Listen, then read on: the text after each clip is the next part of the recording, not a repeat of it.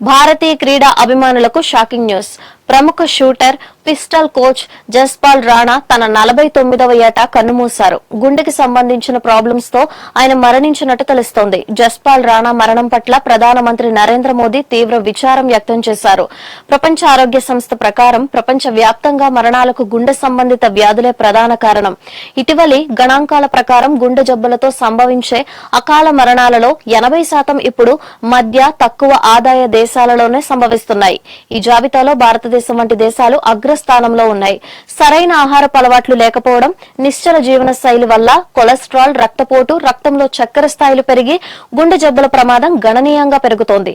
గుండె జబ్బు అనేది గుండెను ప్రభావితం చేసే ఒక పరిస్థితి. ఈ పరిస్థితులు గుండెలోని ఏ భాగాన్నైనా ప్రభావితం చేయవచ్చు. గుండెపోటు, గుండె ఆగిపోవడం, అరిథ్మియా వంటి పరిస్థితులు సర్వసాధారణం.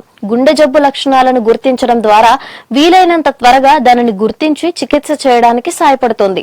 జస్పాల్ రాణా కన్నుమూత. National rifle association of India అధ్యక్షుడు కలికేష్ నారాయణ సింగ్ దేవ్ తెలిపిన వివరాల ప్రకారం జస్పాల్ రాణా శుక్రవారం తెల్లవారుజామున ఢిల్లీలోని ఒక ఆసుపత్రిలో శ్వాస విడిచారు. జర్మనీలోని మ్యూనిచ్లో జరిగిన ISSF ప్రపంచ కప్ ముగించుకుని భారత బృందంతో కలిసి తిరిగి వస్తున్న సమయంలో ఆయన గుండెకి సంబంధించిన అనారోగ్యానికి గురయ్యారు. ఆయన ఛాతీ నొప్పిని, అసౌకర్యాన్ని గ్యాస్ సమస్యగా భావించారు. ఆ తర్వాత ఈ లక్షణాలు ఎక్కువయ్యాయి.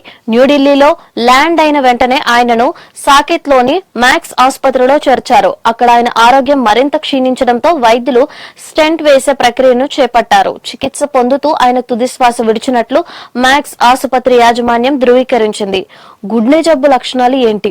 నేషనల్ లైబ్రరీ ఆఫ్ మెడిసిన్ లో పబ్లిష్ అయిన రిపోర్ట్ ప్రకారం ప్రతి గుండె సమస్యకు దాని సొంత లక్షణాలు ఉంటాయి. కానీ కొన్ని సాధారణ లక్షణాల సాయంతో గుండెలో సమస్య ఉందని నిర్ధారించవచ్చు.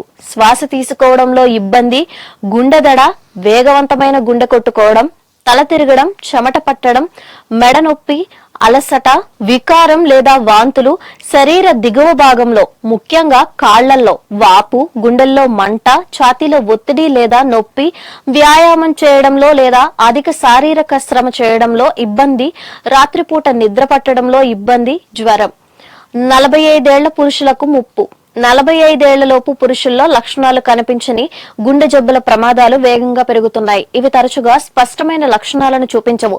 45 ఏళ్లలోపు పురుషులలో ప్రారంభ దశలోనే అథెరోస్క్లెరోసిస్, ధమనులలో కొవ్వు పేరుకుపోవడం, సాధారణ స్థాయికి మించిన అధిక రక్తపోటు, ఇన్సులిన్ నిరోధకత, అధిక కొలెస్ట్రాల్ వంటి సమస్యలు వేగంగా పెరుగుతున్నాయని నిపుణులు చెబుతున్నారు. ఆందోళన కలిగించే విషయం ఏంటంటే ఈ వ్యాధులు ఎటువంటి లక్షణాలు లేకుండానే తీవ్రమవుతున్నాయి.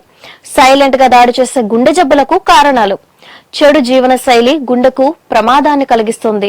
పెరుగుతున్న ఒత్తిడి, నిద్రలేమి, ధూమపానం అలవాటు, జన్యుపరమైన కారకాలు, మధుమేహం, అధిక రక్తపోటు, అసాధారణ కొలెస్ట్రాల్ స్థాయిలు, పర్యావరణ కాలుష్యం, ఎక్కువసేపు స్క్రీన్ల ముందు కూర్చోవడం, అనారోగ్యకరమైన ఆహారం తీసుకోవడం, కుటుంబంలో గుండె జబ్బుల చరిత్ర ఉన్నవారికి ముప్పు ఎక్కువ.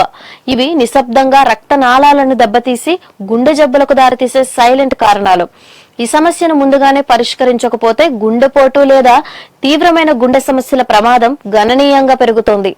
ఈ పరీక్షలు ప్రాణాంతక పరిస్థితులను నివారించగలవు. గుండె జబ్బుల్ని నివారించడానికి యువత రక్తపోటు, లిపిడ్ ప్రొఫైల్, రక్తంలో చక్కెర, బాడీ మాస్ ఇండెక్స్ వంటి ప్రాథమిక కానీ కీలకమైన పరీక్షలను క్రమం తప్పకుండా చేయించుకోవాలని నిపుణులు చెబుతున్నారు.